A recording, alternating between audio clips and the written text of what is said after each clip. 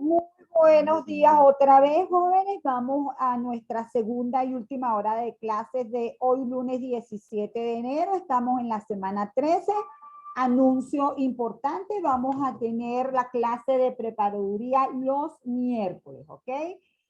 No nos hemos puesto de acuerdo si es a las 4 o a las 5. Lo voy a someter a votación. Con las 4 terminamos más temprano, con las 5 a lo mejor les rinde más la tarde, pero terminamos un poquito más tarde, no tengo problema. Debería ser un solo encuentro, pero a veces el ejercicio nos queda como por la mitad o no lo hemos terminado y nos toca reunirnos otro pedacito más, por lo menos para terminar el ejercicio que se esté haciendo, ¿ok? Entonces ya saben, clase de preparaduría este miércoles, por supuesto, será grabada. Vamos a seguir con la clase. Habíamos dicho entonces que nos adentramos a la balanza de pago. Una vez que veamos la balanza de pago, vamos a empezar a ver el tipo de cambio otra vez. Y finalmente aspiro yo que aunque sea esta línea general que yo les tengo aquí de la teoría del comercio internacional, la podamos ver, ¿ok? Por eso es que el contenido de esta presentación, primero están los aspectos de la balanza de pago, los aspectos teóricos, la estructura de la balanza de pago y otro instrumento muy importante que forma parte de, es el segundo instrumento junto con la balanza de pago, que es la posición de inversión internacional. Fíjense que después está el tema del tipo de cambio, el nominal, el real, los regímenes cambiarios que existen. Y finalmente está una sección que se llama Ventajas del Comercio Internacional, que obviamente es la teoría básica que sustenta los beneficios de interrelacionar o de hacer intercambios de mercancías unas naciones con otras. Arranquemos entonces ya sin más preámbulos con la balanza de pago. Fíjense todas las transacciones entre los residentes de un país y el resto de los países se recogen en los instrumentos estadísticos, balanza de pago y posición de inversión internacional. Entonces, estos son dos instrumentos estadísticos, así como son las cuentas nacionales. La balanza de pago recoge las transacciones de los residentes de un país con los residentes de otros países en un periodo, puede ser trimestral o anual, ¿ok? Por su parte, la posición de inversión internacional recoge los saldos de activos financieros y de periodo al final, de activos financieros y de pasivos al final del periodo. Entonces, de lo que estamos hablando es que la balanza de pago registra los flujos y la posición de inversión internacional se alimenta de esos flujos y nos permite saber cuáles son los saldos de activos financieros y de pasivos. Como siempre, un concepto muy importante, el concepto de residencia. El concepto de residencia no está para nada asociado a donde nacen las personas. La residencia de cada unidad institucional es el territorio económico con el cual mantiene la conexión más fuerte, expresada como su centro de interés económico predominante. Una forma más sencilla de decirlo es el lugar donde los hogares pagan sus impuestos, el lugar donde establecen sus hogares y permanecen más tiempo, ¿ok? Esos son algunos indicadores para establecer la residencia. El punto es que, repito, no tiene nada que ver con dónde haya nacido la persona. Nosotros el sector externo lo hemos visto desde que comenzamos y entonces tenemos una sección aparte en el flujo circular de la renta donde está el sector externo y decimos que del sector externo hay todas las transacciones que se registran de una economía con el resto del mundo y en el flujo circular de la renta, por resumen, solamente colocábamos las exportaciones como esa venta de bienes y servicios al exterior, que obviamente genera un ingreso para la economía, y las importaciones como esa compra de bienes y servicios provenientes del resto del mundo y que obviamente implica una salida de dinero. En una forma más amplia de ver este flujo circular de la renta para las relaciones de la economía nacional con el resto del mundo, pues vamos a ver que por una parte hay pago por compra de bienes y servicios, de factores productivos y de transferencias, que hay pago por la compra de activos financieros, todo eso implica salida de dinero desde la economía nacional hasta el resto del mundo. Por el contrario, tenemos ingreso por venta de bienes y servicios de factores de producción, ingreso por activos financieros y por contratación de deuda. Si usted compra o si usted adquiere una o abre una cuenta corriente en un país extranjero, pues entonces usted va a tener un capital allí y va a recibir unos intereses. Si adquiere un pasivo con el resto del mundo, va a recibir ese dinero, ¿ok? Y obviamente el principal ingreso de bienes tiene que ver con la venta de bienes y servicios. Todo eso va a generar un ingreso a la economía. Eso en una primera instancia es lo que habíamos visto. Y finalmente, en esa primera instancia, habíamos hecho énfasis en que el tipo de cambio, que es esa moneda a la que se intercambia moneda nacional por moneda extranjera, era el precio que permitía tomar las decisiones de los agentes económicos. Siempre que alguien quiera exportar o importar, va a estar pendiente de la equivalencia de la economía nacional con respecto a la economía extranjera, y como precio relativo, también habíamos dicho que el precio relativo es mucho más determinante en la decisión de los agentes económicos. El precio relativo es el tipo de cambio real, ¿ok? Hasta ahora eso es lo que nosotros habíamos visto como ámbito general. ¿Qué cosas tenemos que resaltar aquí? Uno, que el movimiento internacional de bienes y servicios que se contabilizan en la cuenta corriente siempre va acompañado de un movimiento equivalente de fondos para financiar la inversión. Es decir, cuando nosotros decimos que el ahorro menos la inversión es igual a la cuenta corriente, al final lo que nos estamos refiriendo, jóvenes, es que si el ahorro es mayor que la inversión, recursos, fondos salen de esta economía hacia el resto del mundo a financiar procesos de inversiones en el resto del mundo. Y para hacer eso, adquieren activos financieros, ¿verdad? O, ¿cómo se llama? Bueno, básicamente esa es la forma más fácil de financiar o la forma que existe de financiar la cuenta corriente, ¿ok? En el caso de que el ahorro sea menor que la inversión, entonces sabemos que esta economía recibe recursos del resto del mundo para financiar la inversión. En esos registros tomamos muy en cuenta la emisión de pasivos. Dentro de esa emisión de pasivos es muy importante si es inversión extranjera directa, es decir, si es que los no residentes han comprado acciones en una compañía con la idea de tomar decisiones en la empresa o han creado una sucursal en este país. Hay, por supuesto, la compra de bonos, la compra de acciones con motivos especulativos, de manera que esa es la forma integral de ver la relación de la economía nacional con el resto del mundo. Más concretamente, del lado de la cuenta corriente, ya nosotros hemos repasado que también es el saldo entre exportaciones menos importaciones. Esto sería, se le conoce con el nombre de balanza comercial. El ingreso de factores productivos netos. Esto significa que al ingreso de factores productivos le restamos el pago de factores productivos y lo tenemos en forma neta.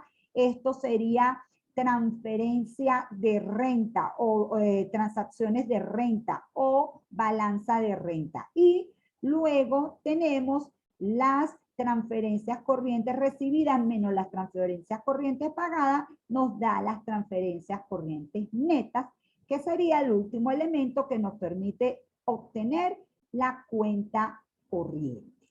También hemos dicho, y que es importante, que si nosotros al ingreso le restamos el consumo del gobierno, el consumo de los hogares y la inversión, es decir, lo que son cuestas de gasto interno, el ingreso menos el gasto, también nos da el saldo de la cuenta corriente.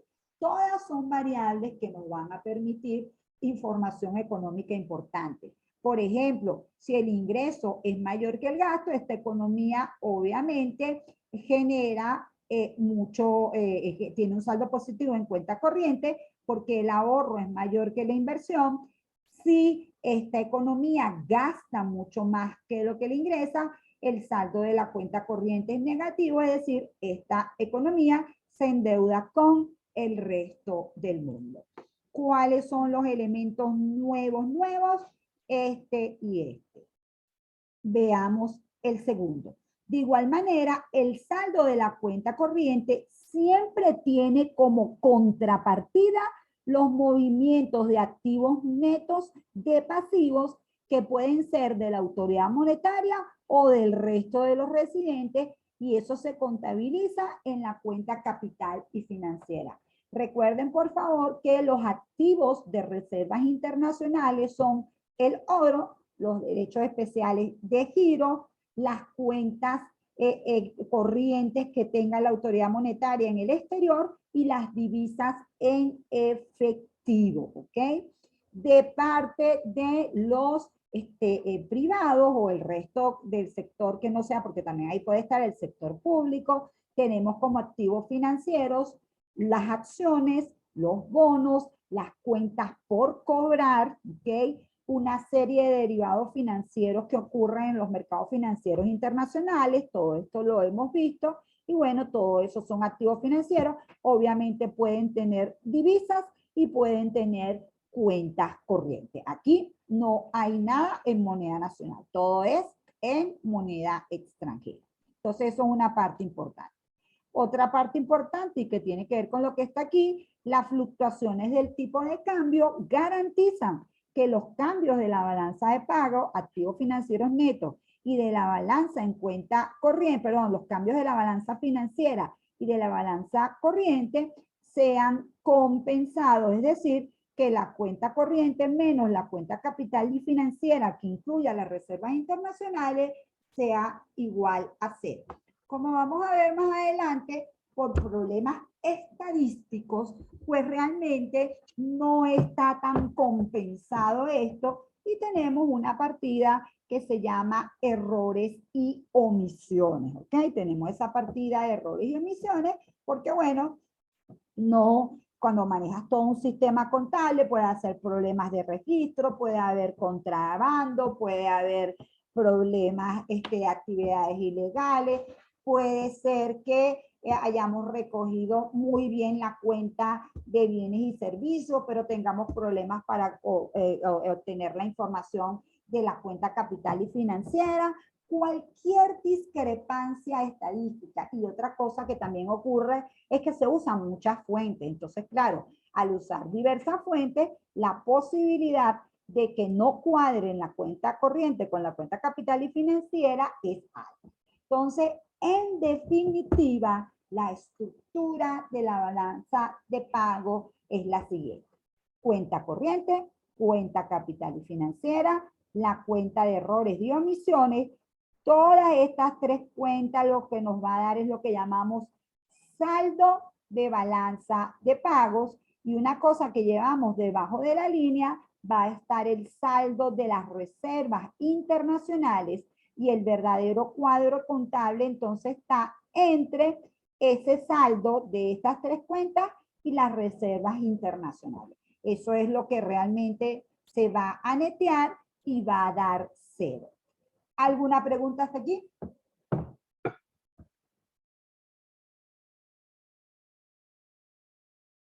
¿Comentario?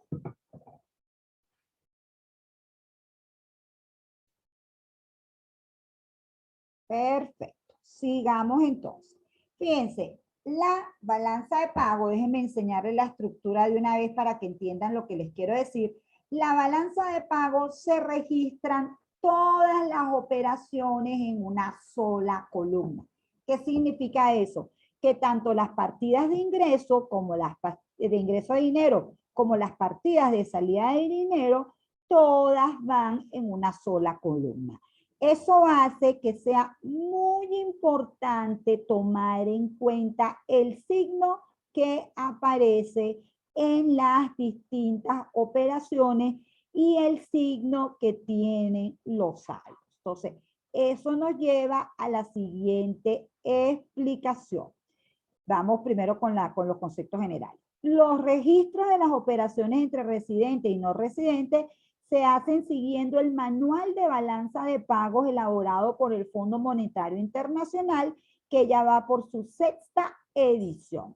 En Venezuela se emplea todavía la 5ª edición de balanza de pago. No hemos sido capaces de actualizar la 6ª edición. Antes éramos un país pionero. Cuando salió la 5ª edición de balanza de pago, fuimos uno de los primeros en incorporarla en América Latina, y de hecho compañeros del Banco Central iban y asesoraban a otros países para que implementaran la 5ª edición de la balanza de pago. Pero bueno, obviamente después Venezuela fue otra. La 6ª edición salió por allí en los años 2000 y ya no teníamos la capacidad técnica ni el interés por parte de las autoridades de que se actuara con la nueva versión, que es la 6ª edición de la balanza de pago, de manera que todo lo que vamos a hablar aquí es sobre cómo se maneja la cosa en la 5ª edición de la balanza de pago, porque es con la que nos manejamos en el país, ¿ok? Importante, eso a nivel de saldos no es demasiado grave, no crean que eso implica que es que nuestra balanza de pago no es comparable del todo con las otras balanzas de pago, realmente no hay problema en líneas generales.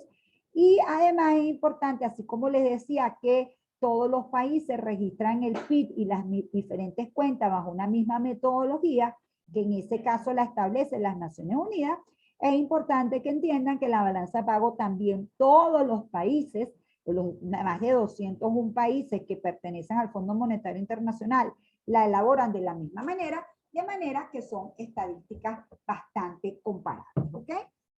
Entonces, sigamos con la balanza de pago. Todas las transacciones van en una sola columna y los signos se pueden convertir en un quebradero de cabeza. Por eso tengamos en cuenta si ingresa dinero a la economía o sale dinero a la economía.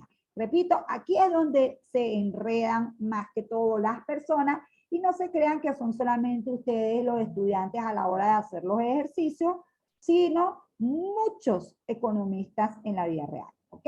Entonces, fíjense, se registran con signo positivo, obviamente va a aparecer la cifra sin ningún signo, las entradas de dinero. ¿Por qué entra dinero?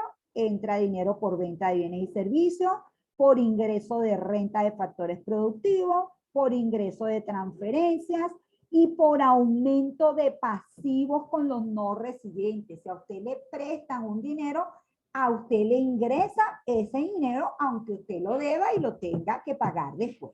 Pero en ese momento le está ingresando dinero, ¿ok? En el caso de que la cifra tenga un signo negativo, en ninguna manera lo puede hacer confundir a ustedes con que necesariamente es una reducción. No. Fíjense, con signo negativo aparecen, por ejemplo, las compras de bienes y servicios, es decir, con signos negativos aparecen las importaciones.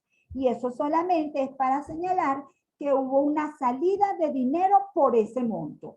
Nunca que es que las importaciones tuvieron una reducción. ¿De acuerdo? Muy claro, muy atentos a eso. ¿Por qué otra cosa se le puede colocar signo negativo? A los pagos por rentas y transferencias, así como por compra de activos financieros a los no residentes. Cuando usted compra un activo, ciertamente usted tiene una posición más consolidada, pero usted ha tenido que pagar por ese activo, de manera que ocurre una salida de dinero, ¿de acuerdo? Entonces, este cuadro trata de ser mucho más didáctico. Créditos van con signo positivo, son entradas de dinero. Débitos van con signo negativo, son salida de dinero. Ténganlo como una chuleta, porque muy probablemente para el parcial vayan ejercicios de registro de transacciones en la balanza de pagos, lo más seguro. Entonces, vamos a tener por un lado las transacciones reales que ocurren en la cuenta corriente y las transacciones financieras que ocurren en la cuenta capital y financiera, excepto las reservas internacionales, porque aquí las reservas internacionales sí van a estar aparte, ¿ok? Entonces, oído al tambor. En el caso de la cuenta corriente, ¿cuáles van a tener signo positivo? O en todo caso no van a tener ningún signo. Las exportaciones de bienes y servicios, los ingresos por venta de factores productivos y las transferencias corrientes recibidas, que van a tener signo negativo. Las importaciones de bienes y servicios, el pago por renta de factores productivos y por transferencia. Eso es la cuenta corriente. Si el saldo de la cuenta corriente da positivo, ¿qué significa? Que como ya ese es un saldo, fue más el dinero que ingresó que el que salió, y al final en términos netos hay una entrada de dinero. ¿Ok? Vamos con la cuenta capital y financiera. La disminución de activos va con signo positivo. Fíjense que uno al final, al principio lo puede entender como un contrasentido. Disminución de activos con signo positivo. Obviamente, cuando hay una disminución de activos es porque usted vendió ese activo y entonces a usted le está ingresando dinero. Por eso es que una disminución de activos financieros va con signo positivo. Y obviamente un aumento de pasivos, por lo que les he dicho, cuando usted adquiere una obligación, usted recibe un dinero y entonces se registra ese ingreso de ese dinero. En el caso de la salida de dinero, aumentos de activos financieros. Si usted compra un activo financiero, eso va a significar que tiene que salir un dinerito para ir a pagarle al no residente que le vendió ese activo financiero. Y obviamente cuando usted cancela deuda, tiene que pagar con dinero esa deuda que tenía, entonces se registra una disminución de pasivo. Al igual que en el saldo de la cuenta corriente, el saldo de la cuenta financiera, si es positivo, significa que hubo más entrada de dinero que salida. Si es negativo, hubo más salida de dinero que entrada. Y recuerden que estas cuentas están para compensarse. Que si esta tiene un saldo positivo, es porque esta tiene un saldo negativo y viceversa. ¿Ok? Por otro lado, tenemos las reservas internacionales netas. Las reservas internacionales netas son los activos externos en manos de la autoridad monetaria menos obligaciones que puedan contraer. Generalmente los bancos centrales con el resto del mundo tienen obligaciones muy pequeñas. Sus activos menos pasivos siempre tienen un determinado saldo, ¿ok? Y como aquí lo que se registra es el movimiento, acuérdense que todos estos son movimientos, si en ese año aumentan las reservas internacionales por un determinado monto, eso es una salida de dinero. Están aumentando los activos financieros internacionales en el resto del mundo. Está aumentando la posesión de oro, la posesión de divisas, está aumentando la posición en el Fondo Monetario, cualquiera de los que son activos de reserva. Si tiene signo positivo, es una pérdida de reservas internacionales, ¿ok? Es una disminución de las reservas internacionales en términos netos. Esta es la forma de analizar los saldos y las cuentas en la quinta versión o sí, en la quinta versión de la balanza de pago. Si ustedes consiguen una información donde esto se interpreta diferente en otro país, es porque ese país está trabajando bajo los parámetros del manual, de la sexta edición del manual de balanza de pago y no de la quinta. Se lo digo por si a alguien le toca ver esas estadísticas. Entonces, fíjense, a grandes cuentas, por ejemplo, si nosotros vemos la balanza de pago de Venezuela, obviamente la registramos en millones de dólares. Fíjense que aquí tenemos una serie del 2010 hasta el 2018. Los datos están disponibles, si no me equivoco, todavía hasta el primer trimestre del 2019, así que esto sería lo más actualizado. La verdad no lo chequeé esta mañana, pero en cualquier momento del día lo chequeo. Entonces, fíjense, las grandes cuentas, cuenta corriente, estos son los saldos de la cuenta corriente. por favor no me olviden nunca que esta cuenta corriente es la diferencia entre el ahorro y la inversión. Que si esta cuenta corriente da positiva, es porque el ahorro fue mayor que la inversión y esta economía mandó recursos al resto del mundo. Que si esta cuenta corriente tiene saldo negativo, es porque el ahorro fue menor que la inversión y hubo entrada de recursos para financiar la inversión en el país. ¿Dónde se va a ver siempre esto? En la cuenta capital y financiera, porque la cuenta capital y financiera es la que realmente registra, ¿verdad?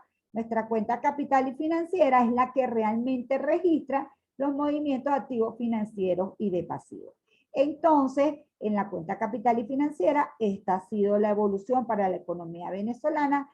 Fíjense que casi siempre tiene saldo negativo, precisamente para indicar que hay un aumento neto de activos financieros y por eso aquí esto se contabiliza como una entrada de dinero.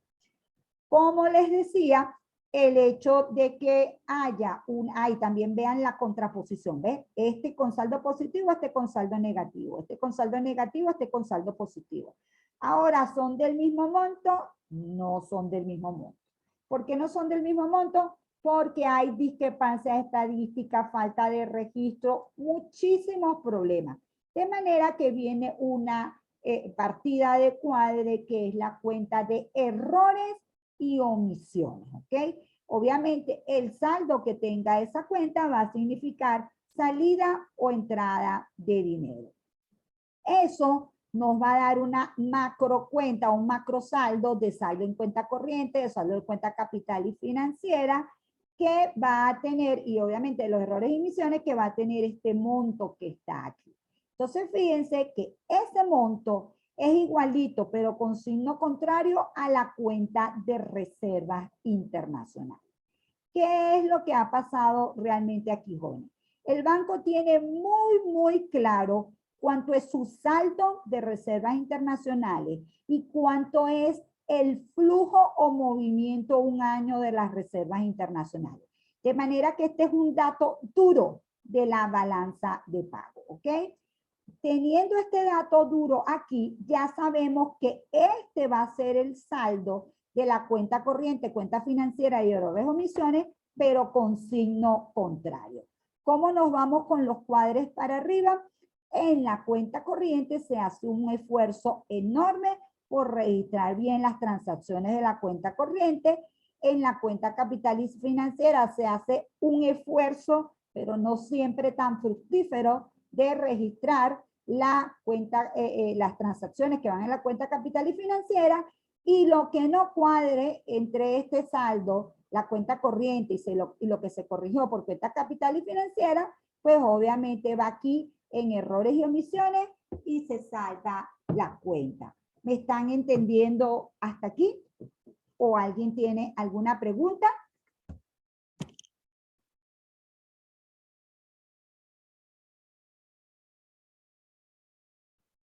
¿No? Bueno, una vez que ya uno sabe que estos son los grandes saldos, pues entonces fíjense, si por ejemplo vemos las cifras del 2010 hasta el 2018, los grandes saldos de la balanza de pago, vemos que las reservas internacionales son positivas aquí, positivas aquí, positivas aquí, positivas aquí. Esto significa que aquí en estos años ocurrió una pérdida de reservas enorme, ¿sí? En el 2010 se perdieron 8.060 millones de dólares, en el 2015 4.051 millones, en el 2016 6.808 millones y en el 2017 490. Quiere decir que si yo subo 8.060, pues 8.060 más 4.051 más 6.808 más 490, ay, perdí la cuenta. Me salió mala la calculadora aquí. Tenemos 5 minutos, volvamos a hacer la cifra con calma. 8.060, si alguien la puede hacer conmigo, más 4.051, más 6.808 más 490. Se perdieron en ese tiempo 19.409 millones de reservas internacionales. Es decir, había un determinado saldo y ese saldo se le restaron 19.400 millones en todo ese periodo. En el año 2018 ocurrió un pequeño aumento de las reservas internacionales. Obviamente ya el saldo que estaba aquí era mucho más pequeño que el del 2009, pero bueno, hubo un aumento, un flujo positivo de 955 millones de dólares. Lo que siempre nos va a interesar a los economistas es saber entonces qué ocurrió adentro. Y entonces obviamente de entrada cada año va a tener sus particulares características. Fíjense que si uno ve solito el saldo de la cuenta corriente, la balanza de pago, lo que suele ver es que hay superávit de balanza de pago. Eso generalmente ocurre porque las exportaciones petroleras permiten que haya una compensación del resto de las salidas, a excepción del 2015, donde no ocurrió eso. ¿Ok? En la cuenta capital y financiera, pues entonces, repito, va a estar la contrapartida de los movimientos activos y pasivos. Y para entender todo eso, pues no hay más que ir a entender qué va en cada concepto y luego de entender qué va en cada concepto, ir viendo cuál fue el resultado de las diferentes partidas. Eso generalmente lo hace el Banco Central. El Banco Central hace una reseña de la balanza de pago cuando publica la cifra y bueno, nos va diciendo qué va pasando con la balanza de pago. Es decir, tenemos balanzas de pago ya más desarrolladas. Esta es una cuenta corriente más desarrollada, la vamos a estudiar obviamente el jueves. Tenemos una cuenta capital y financiera más desarrollada, ¿sí? Si la pueden ir curioseando. Y tenemos la cuenta de reservas internacionales, ¿ok? Entonces, si pueden echarle un ojito para que entiendan un poquito más el análisis cuando lo hagamos el jueves, sería maravilloso, ¿ok? Recuerden al final de que todo lo que se trata es que la cuenta corriente son todo lo que tiene que ver con exportaciones e importaciones, saldo en renta y saldo en transferencia. La cuenta capital y financiera tiene que ver con todos los movimientos de activos financieros y de emisión neta de pasivos. Que bueno, esto ha sido todo por hoy. De verdad que muchas gracias por haber participado de esta sesión y bueno, los que la vean también por la grabación después, pues también se les agradece. No vayan a tirar la toalla ahorita que estamos en la recta final. Les vuelvo a decir que el tercer parcial es difícil. Por favor, estén muy pendientes de las clases de preparaduría porque van ejercicios de SLM y no hay manera de que un ejercicio de SLM sea sencillo. Eso no existe. ¿Ok? Va a haber también transacciones de balanza de pago, así que a estar muy pendiente. Un abrazo enorme y nos vemos el jueves a las 7 de la mañana, Dios quiere. Mentira, primero nos vemos el miércoles para la clase de preparaduría y después nos vemos el jueves. Vale, profe, ¿a qué hora sería la clase el miércoles? Mira, vamos a ponernos de acuerdo ahorita por WhatsApp, voy a poner 4 y 5 y dependiendo de lo que voten, ¿sí? Ok. O todos de una vez pueden aquí a las 4. ¿Desde las 4 hasta las 5? Sería desde las 4 hasta las 5. No prometo que no nos vayamos un poquito más porque a veces no termino el ejercicio en las 40 minutos. Sí. Bueno, chévere, listo. Lo dejamos para las 4. Ok, yo sí puedo a las 4. Ok, perfecto. Vamos a dejarlo para las 4 entonces. Ok. Un abrazo a todos.